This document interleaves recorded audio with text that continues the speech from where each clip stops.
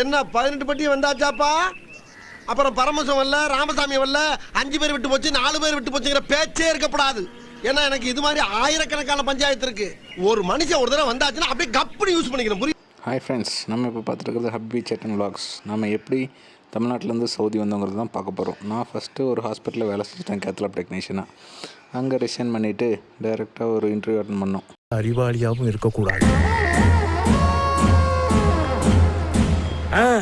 நீங்கள் எதிர்பார்க்குற மாதிரி தகுதியான ஒரே ஆள் நம்ம அரண்மனையில் குதிரை வண்டி ஓட்டுற ஐசக் ஆறுமுகம். அங்கே ஜாப் ஆஃபர் லெட்டரும் விசாவும் ப்ரொவைட் பண்ணாங்க ஃப்ரெண்ட்ஸ். அங்கே செலக்ட் ஆனாங்க. படிச்சு பார்க்கவா? நான் ஒர்க் பண்ணுற ஹாஸ்பிட்டல் சைட்லேருந்தும் ஒரு லெட்டர் கொடுத்துருந்தாங்க. அதையும் படித்து பார்த்துட்டு அப்புறம் ஜூன் 10ன்னு நினைக்கிறேன், ஜூன் 10 காலையில் எல்லாமே நேரமாக கிளம்பி கொச்சின் போயாச்சு ஃப்ரெண்ட்ஸ். கொச்சினில் தான் நம்மளுக்கு வந்து டிபார்ச்சர் சொல்லியிருந்தாங்க. அதனால் நான், அம்மா, அப்பா, மாமா 2 பேர் எல்லாம் சேர்ந்துட்டு கொச்சின் ஏர்போர்ட் போயாச்சு.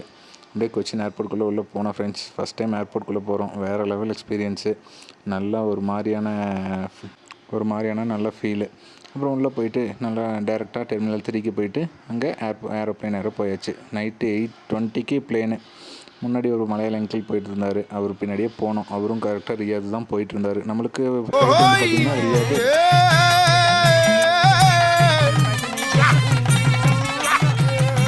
உள்ளே போயாச்சு ஃப்ரெண்ட்ஸ். உள்ளே போயிட்டு நம்ம பக்கத்தில் விண்டோ சீட் கிடைக்கல. பக்கத்து சீட்டுக்காரர்கிட்ட கேட்டுட்டு ஒரு ரெக்வஸ்ட் கேட்டுட்டு நம்ம விண்டோ சீட், ஏன்னா ஃபஸ்ட் டைம் ஃப்ளைட் ட்ராவலில், அதனால் விண்டோ சீட்டில் தான் போய் ஆகணுங்கிற ஒரு தீர்மானத்தில் போயாச்சு ஃப்ரெண்ட்ஸ்.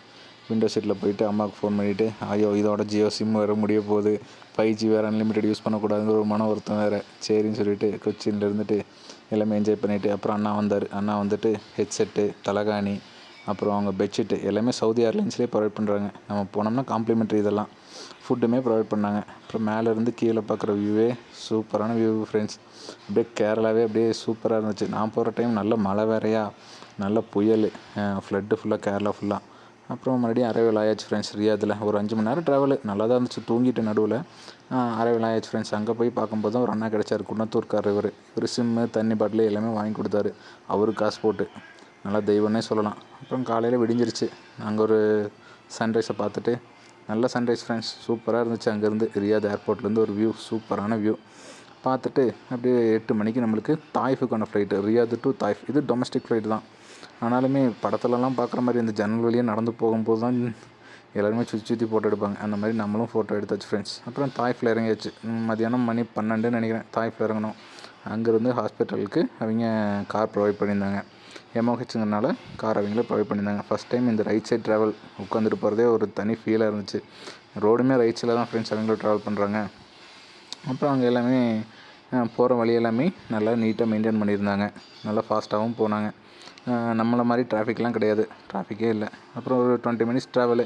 அங்கேருந்து 10 கிலோமீட்டர்ஸ் நினைக்கிறேன் ஏர்போர்ட்லேருந்து அப்புறம் நம்ம ஒர்க் பண்ணுற ஹாஸ்பிட்டலுக்கு வந்தாச்சு. நம்ம ஒர்க் பண்ணுற ஹாஸ்பிட்டல் வந்து பேர் வந்து பார்த்திங்கன்னா king Abdul Aziz specialist hospital.